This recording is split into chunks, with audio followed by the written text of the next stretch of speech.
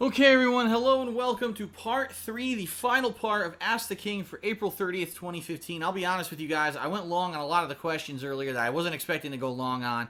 Unfortunately, I'm going to cut out a couple of the questions that I planned on answering. So if you did have some great questions this month on the forums and I didn't get to them, I apologize, but at this point, I have to kind of focus in and finish up the show, okay? So the first thing we're going to do, I have one final forum question, then we've got patron questions, and then we're going to hit up Twitter and Facebook questions, okay? Typically, these are a little shorter, so... The first question, or the final question from the forums, is from Mike000, and he asked the following. Hey, Phil, I saw you earlier talking on Twitter about your health plan, and that it will have a $5,250 deductible. I don't know much about health insurance, and I know even less about American health insurance because I'm Canadian. I was hoping you could explain what it is, and it's something that can be feasibly dealt with without going bankrupt. Okay, ladies and gentlemen, in a nutshell, I'm going to explain to you how American health insurance works, okay? The bottom line is, medical care in the United States is insanely expensive. And if everyone had to pay out of pocket for everything, no one would ever get medical care, ever. Alright? The way that medical health care works is it's based off of a pool of funding from people who have health insurance. How does health insurance work? Well, you'll pay a set amount of money a month. Let's say anywhere from $200 to $500. Some people it's less, some people it's more. Okay? On a monthly basis. That is supposed to cover you and get you covered by a health insurance company. Once you're covered by a health insurance company, that company now gives you a list of doctors that you can go to for various things, such as normal checkups, urgent care if you break something or something's seriously going wrong, you're really sick, or specialists. They will cover certain things and not others. So, for example, if I just go to a doctor for a routine checkup every 6 months, that's fully covered. I don't have to pay a dime. But dependent on what plan you have for your health care in the United States, you will have to pay for certain things. Some people have to pay if you get something above and beyond. So if you go to the doctor, you got a lump on your arm, and you come to find out it's an infected lump, and the doctor had to do some kind of thing to remove the lump, that might be considered an extra procedure, and you might have to pay money for that, instead of just getting that covered by whatever you're already paying for your health insurance, okay? It depends on many factors.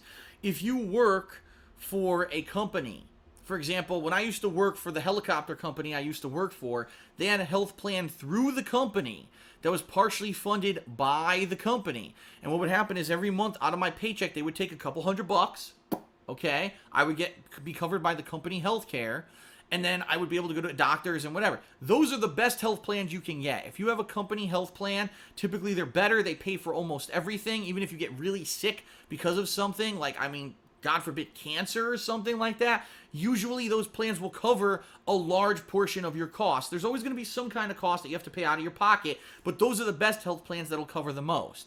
Then you've got the government-sponsored health plans. Let's say you had no income. You didn't have a job. There's Medicare or Medicaid. These are the government-sponsored health plans that you can get in the United States. They're free. You don't pay anything. You get covered. And generally, they'll cover most stuff in general. They won't cover crazy stuff like, oh, I want to get plastic surgery because my face is loopy or droopy. No, they're not going to cover that. But if you get sick, life-threatening stuff going on, it'll generally cover that. And then there's me. There's the middle guy. There's the guy, I don't work for a big company, but I make money, so I'm not on Medicare or Medicaid. I have to get this individual plan, and this is where the black hole happens in the United States healthcare system, all right? Because I'm self-employed, I have a health plan. And President Obama, this is one of the big things he did while he was in office. He said everyone in the United States needs to have health care. So I'm making a mandate that everyone have health care. Either you are going to go through your own state website to register once a year, and you'll register for a plan. It'll automatically sign you up for the plan you choose, and it starts billing you for that plan. Or if you opt out and you don't want health care, you have to pay 2% of what money you make every year, and that'll go into the pool, and that'll help fund the health care for everyone. Okay? This was Obama's plan. The plan makes sense because what ended up happening was people who normally wouldn't be able to get health insurance because maybe they're really sick, maybe they have cancer, maybe they have an ongoing hepatitis, they have ongoing health issues where they would go to a healthcare company and say, I need health insurance. The company would say, no, you're sick and we don't want you in our pool because you're going to cost too much and you're not going to pay enough to make up for the coverage we're giving you, and they would get declined health care. Insane, right? Because let's face it, like I said, healthcare in the United States is incredibly expensive. Cancer treatment? Do you have tens of 20s of thousands of dollars to spend on cancer treatment? Who has that? Especially because when you have cancer, you probably can't work as much as you were doing if you can work at all. So it would be like a death sentence. If you can't have health insurance, you're basically given a death sentence if you get some kind of a debilitating disease in the United States. Okay? So Obamacare made it so everyone's covered. Even if you have a debilitating disease, you will qualify for a health care plan and you'll get covered. All right? That's the good thing about Obamacare.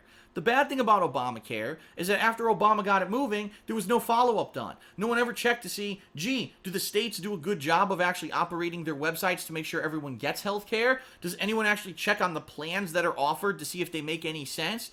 And the answer is no. So, great idea, terrible implementation, and no follow-up.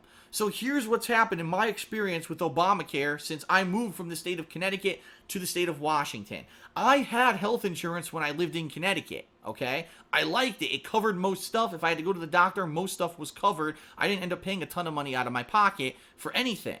But when I moved from Connecticut to Washington, unfortunately, I no longer qualified for my old insurance because it was only for Connecticut, and Obamacare kicked in and said, you need to get insurance in Washington. The website to get signed up for health insurance in Washington and the staff of the website are a bunch of idiots. They're not hired properly. They're not trained properly. They don't have the any information that they need to actually get you signed up for health insurance. So when I moved, I sent them a ton of information to prove that I had moved. I waited 3 months and heard nothing back. I finally contacted them again and said, when do I get health insurance?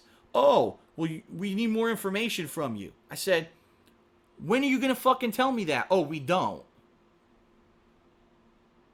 So I'm sitting here with no health insurance. If I'd gotten sick last year, I would have had to pay all the costs for medical care out of my pocket, which I couldn't have afforded, and they just decided to sit on it and not tell me that they needed more information from me.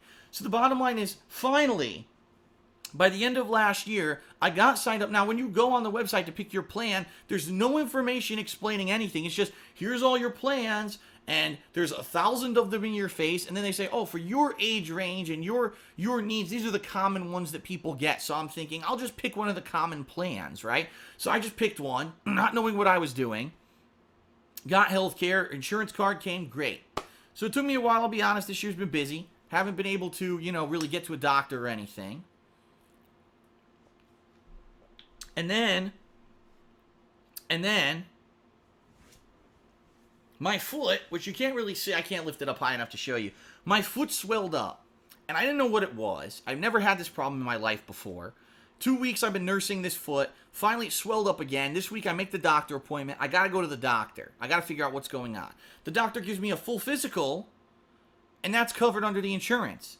The doctor says, oh, you have gout in your foot, which means that you have high acid levels and you need to maybe adjust your diet, take this medication to get it to clear up, give me a diagnosis, and says, here's the prescription to go get your pills at the pharmacy. Okay, sure, I'll do that. I go to the pharmacy.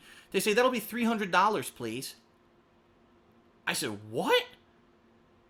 Well, first of all, I look at the bottle. I pick up the bottle. It's like 30 pills. I say, how much is it? That's a month's supply. I say, she told me I need to take this for 3 days. Why did she prescribe me a month's supply? We don't know. This is what she wrote on the paper. So immediately it sounds like there was some kind of a clerical error, or the woman thinks that like I'm made of money, or I was going to be 100% covered by insurance, and way overprescribed me whatever this medication was. Okay, I said, so wait a minute. Is this covered at all by my plan? Oh yeah, the medication actually cost $320. It covered $20 of it. Wow. So because my plan, apparently the plan that I signed up for is supposed to be the common plan, right? Highly rated for your age group, only covers routine things. If anything happens out of the ordinary, like you get hurt, you get sick, and you need to go to a special doctor visit, you fucking pay for it yourself. So I'm paying over, and I'm not kidding you, I pay over $200 a month for health insurance. I'm paying over $200 a month for nothing. For if I want to get my, I want to get my physical, or, something very basic. If anything actually goes wrong, I pay for it anyway. So why the fuck do I have health insurance?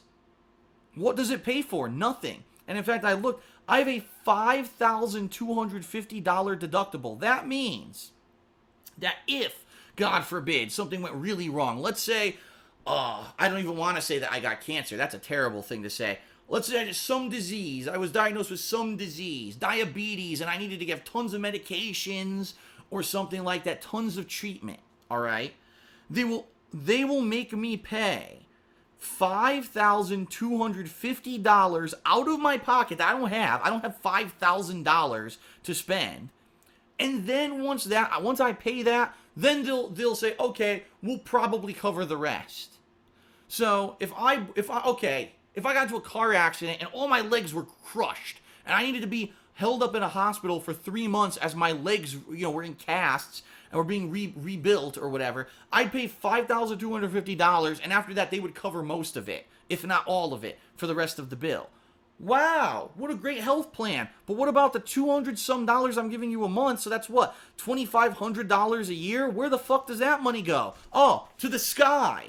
Because guess what that's doing? That's paying for the people who can't afford to pay. Remember I mentioned earlier, Medicare, Medicaid, the people who don't have jobs, I'm paying for their health care. So my $200 a month doesn't pay for my own health care, it pays for them. And if I have something wrong with me, I still pay for it. That's Obamacare. Genius. I mean, how could you not think that this is a great healthcare system where you pay money and get nothing for it? I mean, wow. That's fucking amazing, right? It's stupid. It's asinine. It makes no fucking sense. It's terrible. And I'll tell you right now, at the end of this year, I can't change my health plan. You get locked into a health plan in the United States. At the end of the year, I will be changing my health plan to have a much lower deductible. Now, I may have an increased payment. Maybe I'll pay $300 to $400 a month. I would much rather pay $300 to $400 a month, right? And then have all my medications covered. If I get a sickness, I'm covered. Versus, $5,000 please right now. It's like, it doesn't even make fucking sense. Anyone with a logical head would say this makes no sense. But the problem is, guess what? Most people don't know much about healthcare, right? They just think, I'm covered. They don't understand the ins and outs, and that's what it is. It's taking advantage of the common American who doesn't understand the healthcare system and thinks that they've got something great because they got Obamacare, not understanding that they're actually got fucked.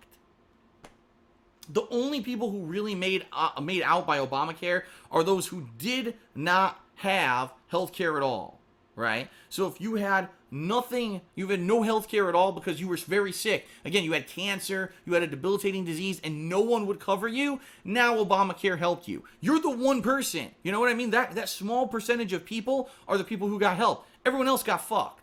And again, no follow-up, no actual finding out if the system worked or finding out how the common American is involved. We just helped a small group of people, so fuck the rest of them, right?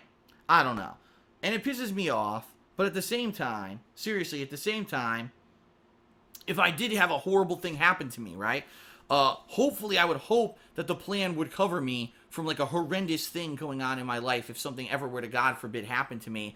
But for now, this foot, I'm fucked. I only bought 6 pills, $30. I bought 6 pills. After 3 days, I'm going to see if my foot's better. If it is, great. If it's not, I'm going to go back to the pharmacy and buy more pills because they're not going to pay for any of it until I spend $5,000. So that's healthcare in the United States in a nutshell.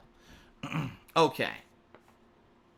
Now let's talk the Patreon questions. First question was from Woe Moses, and he says, the number one thing that I've always wondered about is people's reactions to what you do for a job. Your parents know, how did your parents react to your initial success, other relatives of yours, people that you meet during the day, etc.? I know you talked about this a tiny bit, but I'd love to hear a lot more and maybe some stories. Would you ever write a book about your life or about your experiences being a YouTuber? No one cares about my life and my experiences being a YouTuber. I'm going to be straight up honest with you guys. There was a point when it was like the height of my popularity on YouTube that I thought people might be interested, but I've shared a lot of my stories. I've told a lot of stuff publicly in videos. Is anyone ever going to buy a book of mine? I don't think so. And you know what? I'm not egotistical enough to think that I could write some kind of a book about my life and that anyone would think that they would want to read it. I'll be honest. My parents, when I got laid off from my job, and I told them I was going to do this for a living, and then finally when I told them, oh, by the way, I'm making tons of money doing it, my God, they were ecstatic, and of course they were happy for me. What parent wouldn't be happy if their son lost their job out of nowhere for no real reason besides mismanagement of a company that's now almost out of business? In fact, if I'm to understand, they are out of business. And then it turns something around, a hobby, and turns it into a way to support themselves. My parents were very proud of me. Family, I don't know. I don't have a lot of family. I've told people this before in the past. I don't have a lot of family. I don't really talk to many of my family. I'm kind of out here, alone by myself with Leanna, living with Leanna, and she does have her side of the family, but I really don't have that much besides my parents, so I couldn't really tell you. I don't have family members to react to the thing. And you say, oh, the common person, like I mentioned earlier on this episode of Hate Lie, this episode of Ask the King, the common person is like, you play video games for a living? How's that possible? You're joking. That can't be possible. And it's like, they don't understand that video games are a multi-billion-dollar industry and are bigger than all other entertainment mediums. They don't. They just don't understand that. So there's someone to say, I make money playing video games. They're like, huh? So, that's pretty much the general reaction to it, okay?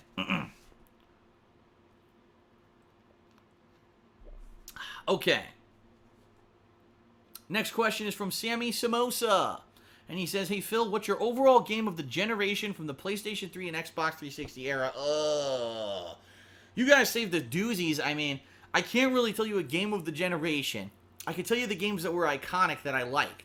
Modern Warfare 1 was probably my favorite FPS game. The Uncharted series was probably my favorite third-person shooter series. Mass Effect was probably my favorite action RPG kind of hybrid. If you're talking like straight up JRPG, probably Lost Odyssey was my favorite of that generation, even though I'd say Blue Dragon was a close second, which is why I loved playing that game last year when I had the opportunity to do it.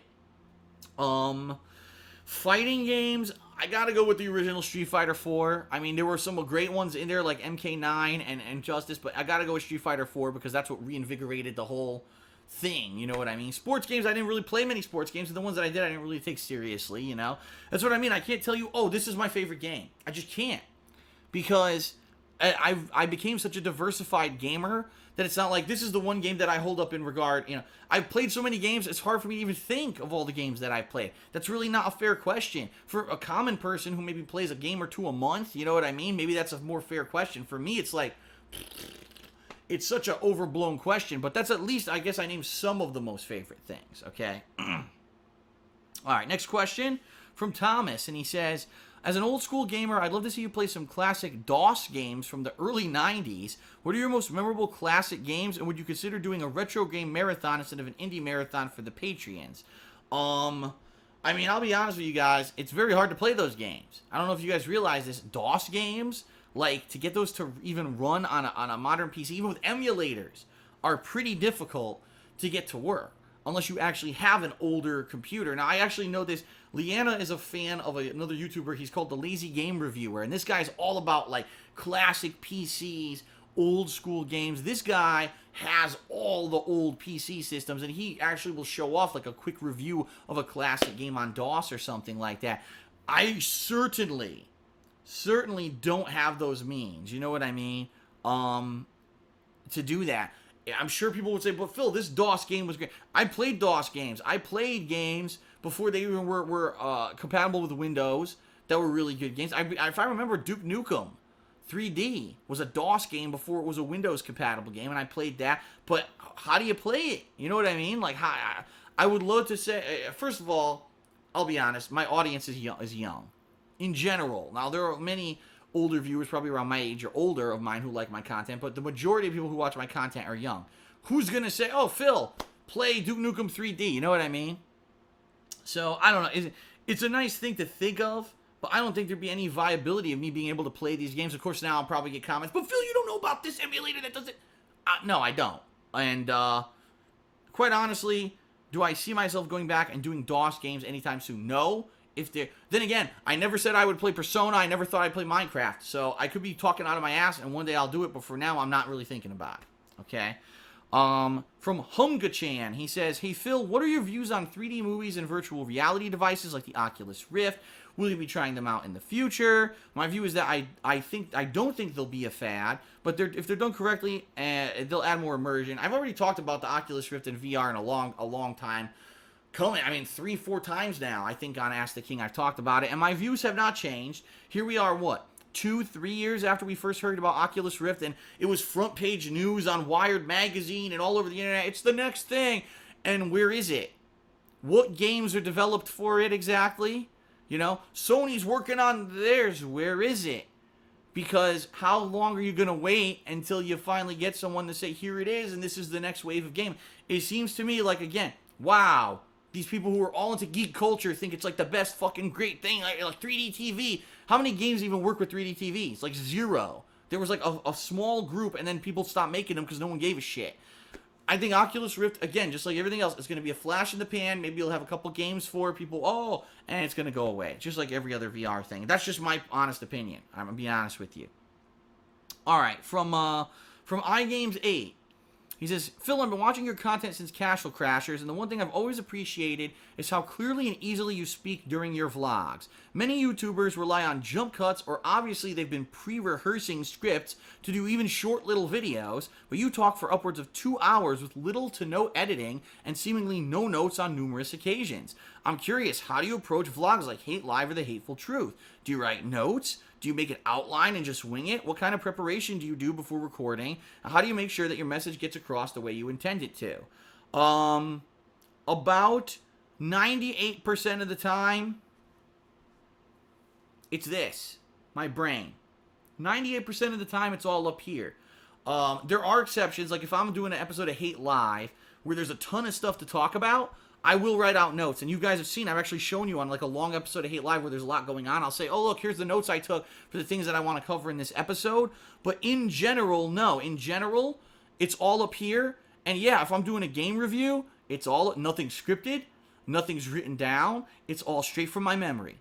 And that's just been one of the great things I've always been able to do is speak at length, speak intelligently, have valid arguments, intelligent arguments. Everything I've done, the commentary I do on my gameplay is improv. The answers I give to your questions, improv. Even though, sure, when I pick these questions off the forums, I might have like a preconceived idea of exactly what I want to say. I didn't write it down and I didn't say it. I do it all on this answer right now is on the fly. It's not, I thought about it previously. So yeah, I don't know.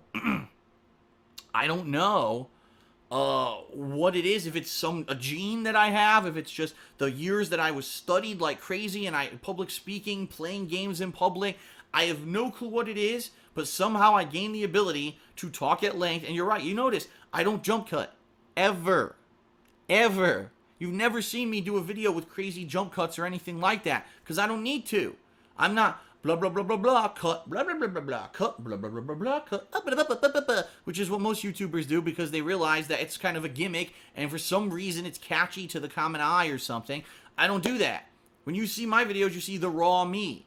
And that's kind of, I think, the appeal of my videos, right? Not that you're getting the highly cut, edited, had to practice for hours because I'm a poor public speaker, scripted comedy kind of guy. That's not me. Excuse me. And, that's just how I've always been. So I don't know how I got it. It wasn't like I practiced it. You're right. I have the ability, and I don't know how I got it. All right. Twitter questions. First one is from Dark Nightmare Nightmared, I guess. Okay. Are you planning on playing Naruto Ultimate Ninja Storm? Oh, hoy. Am I playing Naruto Ultimate Ninja Storm 4 this year? Yes. Doesn't have a release date. From what I've heard, it's actually much better than that last Naruto game that I played. It apparently is the continuation and the conclusion of the whole Naruto plotline. If you remember, the last one that I played in 2013 that had major plot in it was really fun because I didn't know what had happened in the cartoons or the cartoons, in the anime or the manga, since I had read it like years previous, and people really liked that playthrough. So yes, I am looking forward to the next one. I will be playing that one once it has a solid release date, which it doesn't have right now. Okay. Next question from Jopace72. Jopis? I'm butchering your name, bro, so I'm sorry. Watch it be a girl now. She's like, you fucker. How do you feel about Batman Arkham Knight Season Pass? Oh, boy. Here we go. I'm going to answer this one quickly. The game's $40. The Season Pass is... I screwed up already. Son of a bitch. The game is $60. The Season Pass is $40. When your Season Pass is more than half the cost of your original game, you failed. Like, I don't even think I even need to continue, do I? Of course I will. oh, you get new Batmobile models, new racetracks. There will be at least one major story arc with new villains coming out in the next 6 months. But none of it is explained. We don't know what the tracks are because the game's not out yet. So how can you even sell that as a DLC, a season pass, when you don't even know if you like the initial racetracks? You don't know, gee, new Batmobile models. Will it just look different with a skin? Or will it actually have an implementation in the game? You know what I mean? That's different than the regular Batmobile in the game. You can't sell $40 DLC without actual elaboration on how it's going to be implemented and if it'll be good. If you look at the DLC for the past 2 Arkham games, and I'm not talking Origins, that's not an Arkham game, that's a ripoff. We're talking Arkham City and Arkham Asylum. Each one had one major story expansion that was pretty good. Outside of that, it was like a challenge map here, a skin there, junk.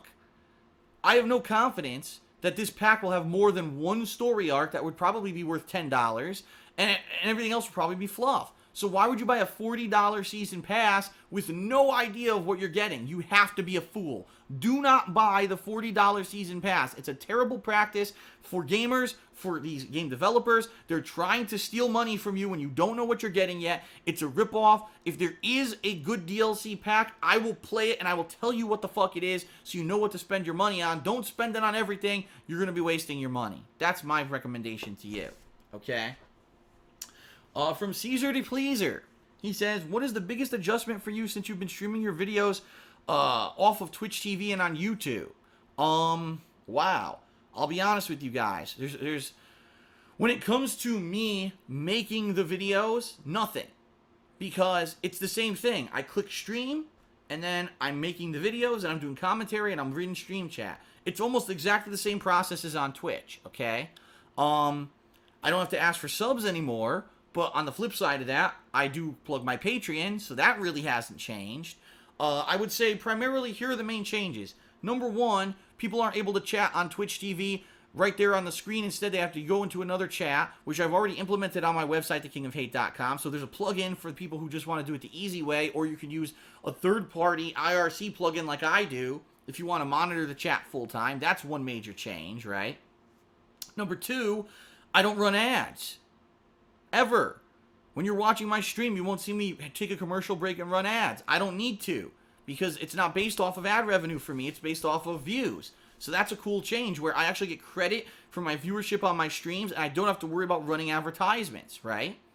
And number three, and this is probably the one negative, YouTube sometimes has issues sending out notice to other sources that the stream is live. So a lot of the times I turn on my stream, I'm ready to go, but my website doesn't have the stream showing on it because YouTube's being lazy and isn't sending the code to my website. So because of that, the whole stream's delayed because I'm waiting and waiting and waiting for the website to update, and it's not updating. And that's not my fault. That's YouTube's fault. That is a big negative. So I would say waiting for some bugs and issues with YouTube is negative, but the fact that I can control my stream chat, the fact that it's at a cool place, and the fact that I actually get credit for the views on my streams, and I don't have to run ads, are all major positives. Oh, by the way, more people can watch my streams than ever before because of the higher quality of YouTube streams, and they actually don't take up as many resources as Twitch TV to load. The problem is, on Twitch TV, you get, oh, someone's playing the new hot game, I'll just click, I don't even care who it is, I'll just click and watch, and you get that element. And whenever I streamed on Twitch, I got several hundred, if not thousand, extra people watching me just because I was on Twitch, versus on YouTube, it's just my own viewing audience who are there just to watch me specifically play that game, so I don't get that extra boost. But again, I'm getting credit for my views, so it kind of equals out. So it's not that big of a deal. Okay. Next question from KevJump 15151. Is there anything specific that I'd like to see at E3 this year? Sure. I would absolutely like to see Fallout 4. It's long enough. Fallout was a game that I played at the very beginning of my YouTube existence. You know? It's been freaking 7 fucking years. You can make another good Fallout game now. I'm ready for it. Give me Fallout 4. Announce another Elder Scrolls game that's not a fucking shitty MMO, okay? Give me another the sequel to Skyrim. We want it. We want it on the next-gen consoles. Red Dead Redemption 2, which I don't think will ever happen. Give me Red Dead Redemption 2 and I will mark out, because that game was fucking amazing. Or Bully 2. Shit. Give me Bully 2. That game was just awesome. I played it a few years ago. I'd love to play a sequel to that. And give me an actual playable version of Street Fighter V that has more than 2 characters and people actually can understand the systems of the game rather than commentators that don't understand anything. And that'll be my perfect E3, but probably 0 of those things will happen. Maybe they will. From Higa Gaming, he says, Phil, why do other MKX streamers like Justin Wong consistently have no lag and routinely hit their combos when they play online, but you consistently have lag problems? Why are you asking me? And I'm not trying to be insulting. I don't know. I've explained this in my review of MKX, and every time that I stream MKX, I've now played fighting games on the East Coast, on the West Coast. I've played them on cable internet from 2 different coasts, non-business level, business level, without live streaming, with live streaming, various services, various speeds. It lags. I don't know what else I can possibly explain to you guys. Maybe Justin Wong, because all he does is he plays fighting games, maybe he found a place he can live where they gave him 2 internet lines to the same wall jack, so one goes to his modem for him to stream, and one goes to his console, and he has 2 separate internet lines in the same room, and it's not shared, and because of that he has no lag. That's not possible here. I looked into it. The guy said, no, there's no way you can have 2 internet lines in one room. You can have one downstairs and upstairs, but you can't have them both in one room. Not going to happen. So, yes, my internet has to go for the console and the streaming through the same internet line no matter what I do. The line I have, if the levels are performing like they say, shouldn't have lag. So the issue isn't my internet. The issue is the game. Okay? Maybe because Justin Wong only plays fighting games, doesn't play every game like me, and probably all he's been doing for the past month is playing MKX, probably played a shitload more than me, probably played about 40 times more than I did online, and probably has mastered all his combos in a laggy environment. I didn't. A lot of the times when I'm playing the game, it's the first time I'm even playing with these characters at all versus a human, so of course I'm not able to deal with it. You know what I mean? You may have to play a shitload. I don't know. Where does Justin Wong live? I don't fucking know. And I don't care. So if you have questions about why other people don't have lag and I do, ask them what their connections are. All I can tell you is I have Comcast business level internet, the highest level possible in this area of the country. It's incredibly fast for everything I want to do, but when I play fighters, it lags. There you go. Okay. 2 Facebook questions to finish this session up. This one is from Austin Connor Williamson. He says, recently, your abridged versions of the Heavy Rain playthrough have brought back fond memories of your earlier content, and that leads me to ask this.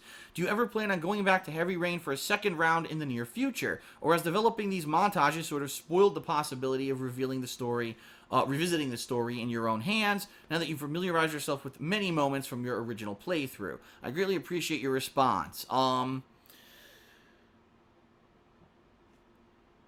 Excuse me. And excuse me again. Basically, 2 years ago, when I first started direct capturing, I said one of the things I would like to do is go back to those games that I really loved over the years and play them with direct capture. You know, all those games from 2008 to 2013 that I played with a camera instead of direct capture, and I didn't get the highest quality visuals out of them. I would like to go back and play them. Even more so today, now I can record at 1080p and 60 frames per second, so a lot of those games would look amazing compared to my original playthroughs.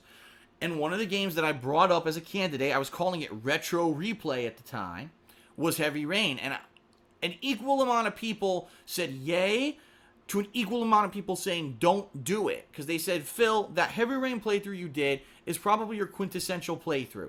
It's the epitome. It's like the top. We don't think you'll ever top it. It's like out there. It's the one playthrough everyone kind of unilaterally says it's your best work. Even if you replayed the game, you won't do as good as the first time because you already know a lot of the stuff that happens, so don't do it. So I kind of held off. And I said, because of that, I'll hold off and I won't do it. And honestly, yeah, now that I'm doing this Best of Heavy Rain montage series every week, it's kind of like revisiting the game and re-experiencing a lot of the funny things that happened in the playthrough. I don't know how fun it would be to replay the game. Now, I do realize that if you play the game, there's many opportunities where you can have characters die and it changes the outcome of the game. But at the same time, I don't think so. I don't think there would warrant a second playthrough. I really don't. Heavy Rain, unfortunately, is one of those games that it should have had multiple DLCs. It could have been an amazing fucking dynamo. And it failed because of Sony. Sony saying, instead of making any DLCs for Heavy Rain, besides the first one, please make the game PS Move compatible. Now, we all know that the PS Move went on to be the most enterprising, profitable venture ever for Sony. It's a great thing that they didn't make any more DLCs for Heavy Rain, because we all just use PS Moves to do everything in our lives. Right now, I don't even flip the page. I use my PS Move and the page flips off in front of my face, because PS Move has become such an integral part of our lives thanks to Sony making it be a part of Heavy Rain. Fuck the idiot who made that decision at Sony, who told the Quantic Dream developers to make that instead of the fucking DLCs. The game could have been amazing. I'm disappointed that they didn't do it. At the same time, I don't feel like it needs another playthrough. This montage is my best way to kind of do an homage, right, to the original playthrough. The final question, ladies and gentlemen. This has been a long Ask the King. Let's finish this off in good style here. From Raymond Bulletproof Hernandez. I just had to Bulletproof Hernandez. His question is, hey Phil, what are your thoughts on gaming YouTubers who rely on likes for them to decide whether or not they're going to continue playing a game? For example, they say, well, my video gets 1,000 likes or 5,000 likes or 10,000 likes, I'll continue to play this game. And if they don't get those amount of likes, they stop playing it. I have to say this, ladies and gentlemen, anyone who's reliant on likes, first of all, doesn't even know what the fuck they're doing. Because a like is a like. Last time I checked, there's no partnership contracts on the planet that say if you get 10,000 likes on your video that you're going to get paid for it. Yes, there's an increased chance that if you have a lot of likes on your video that maybe it'll show up higher in a search result on YouTube. But equal to that, I'm still able to operate my business when there's tons of people who purposely vote down my videos, right? But I still make a living doing this. So obviously the likes to dislikes really don't control anything. I would almost go to say that people who are still asking for likes to continue a playthrough not only don't understand the YouTube system, but probably aren't doing it because they like the game. They're doing it to get views and to get popularity. I play games because I like them. Now, yes, there's exceptions to that rule where I might play a game because people have been begging me to play it for a long time and I give it a chance. Or on the flip side of that, there might be games that I like that because there's not a lot of viewership or not a lot of following, I'm forced to drop them. Patreon, at least, in the past several months, has allowed me to play one of each of those. Minecraft, which I never would have played, right? And Persona 4, which doesn't have a lot of viewership, but I'm loving the game, and I'm playing it because I have Patreon to support it. Why anyone would blackmail people into liking their video, it's dishonest. It's not a trustworthy person who would do that, okay? And it's gross. It would be like me saying, well, everyone, thanks a lot for watching Ask the King.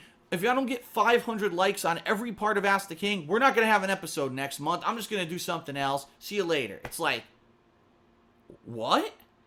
And it's funny, someone in the stream chat just said, if someone actually asks for a like on a video, I usually dislike the video because they're a fucking asshole. Yeah. I don't, how else can you say it? If you like the video, you'll like it, right? But don't demand, or say, if you like this video, please give it a like. That's okay. Not, oh, you better give my video a like or I'm not going to keep playing. Fuck that. If someone's going to blackmail you into doing something you don't want to do, you tell them you're not worth my time and you go off and you watch something that someone who will appreciate your viewership, because there's plenty of us out there who do appreciate our viewers, okay? And that is it, ladies and gentlemen, for Ask the King. A long episode, tons of questions. Thanks so much. There's already a thread on the forums for the May version. May edition is actually going to be on, I believe, May 28th, 2015. And there's already a thread on the kingofhate.com forums for you to post up your questions. Please do so. Again, if you would like to get your question 100% answered, if you're a $20 donor or more in the month of any month, you can get your question answered already. I believe there were a few for the month of April, but if you definitely want to get your question answered in June, coming up in May, $20 pledge will get that for you, okay? That is it for Ask the King. I almost lost my voice. I've talked so long. I thank you guys so much tonight for watching. Have a good night. Peace out. I'll see you tomorrow for more gameplay. Have a good one. Bye-bye. Oh, shit, I hit my mic. Nice.